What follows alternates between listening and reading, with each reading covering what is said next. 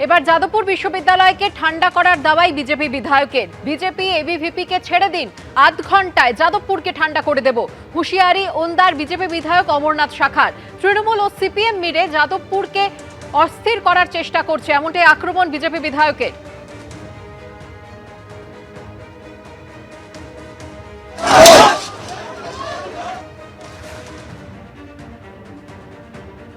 একটা কলেজ আছে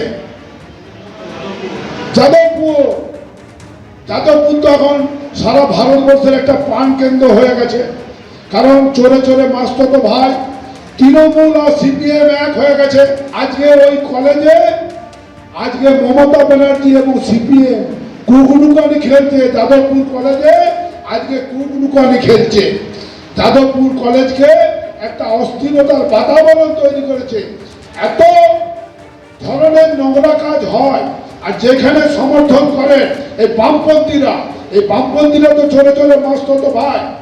আমরাও কেন্দ্রীয় নেতৃত্ব এবং রাজ্য নেতৃত্বকে বলবো যে সমস্ত কিছু বিবেচনা করে আমাদের বিজেপির কার্যকর্তাদিকে, এবিভিপির কার্যকর্তাদিকে ছেড়ে দেন।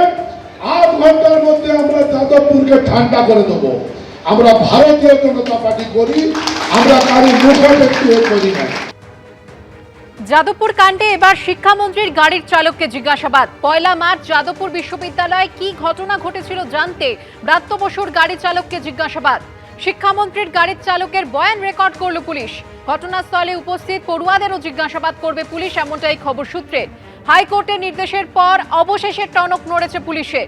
গতকাল হাসপাতালে গিয়ে জখম ছাত্র ইন্দ্রানুজ রায়ের বয়ান রেকর্ড করে পুলিশ। বাড়ি গিয়ে অধ্যাপক ওমপ্রকাশ মিশ্রেরও বয়ান রেকর্ড। হাসপাতালে গিয়ে যাদবপুরের উপাচার্যের সঙ্গেও কথা বলে পুলিশ। গতকাল যাদবপুর থানায় ডেকে সৃজন ভট্টাচার্যকেও জিজ্ঞাসাবাদ করা হয়। কথা বলবো আমাদের প্রতিনিধি আবির দত্তের সঙ্গে। আবির, কি জানতে পারছো? দেখো, এটা জানা যাচ্ছে যে ব্রাত্য বসুর গাড়ির চালক, যার নামে অভিযোগ করেছিলেন ইন্দ্রানুজ রায়, এবং তাকেও ইতিমধ্যে জিজ্ঞাসাবাদ করা হয়েছে। তার স্টেটমেন্ট রেকর্ড করা হয়েছে গতকাল, এমনটাই পুলিশ সূত্র থেকে জানা যাচ্ছে। এবং এই যে জিজ্ঞাসাবাদ, সেই জিজ্ঞাসাবাদের আগে আমরা দেখেছি ওমপ্রকাশ মিশ্রকে জিজ্ঞাসাবাদ করা হয়েছে। এখনো পর্যন্ত ব্রাত্য বসুকে জিজ্ঞাসাবাদ করা হয়নি বলেই পুলিশ সূত্র থেকে জানা যাচ্ছে। যদিও এই ঘটনা ছাড়াও আরো বেশ কয়েকটি মামলা হয়েছে, সেই মামলার পরিপ্রেক্ষিতে জিজ্ঞাসাবাদের প্রক্রিয়া চলছে। আমরা জানি যে কলকাতা হাইকোর্টের নির্দেশে 5 তারিখে যে অভিযোগ দায়ের করা হয়েছে, যে অভিযোগ মূলত ইমেল মারফত ইন্দ্রানুজ রায়, যে ছাত্র হাসপাতালে চিকিৎসাধীন, সেই ছাত্রের ইমেলের ভিত্তিতে যে অভিযোগ হয়েছে, সেই অভিযোগের ভিত্তিতে 3 জনের নাম উল্লেখ করা হয়েছে, যেখানে 3 জনের কথা উল্লেখ করা হয়েছে, যেখানে ব্রাত্য বসুর গাড়ির চালক, ব্রাত্য বসু এবং ওমপ্রকাশ মিশ্র ছাড়াও অন্যান্য আছে।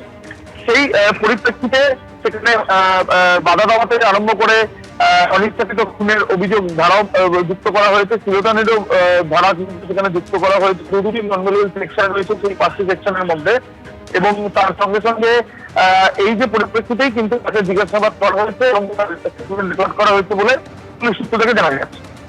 ধন্যবাদ আবির।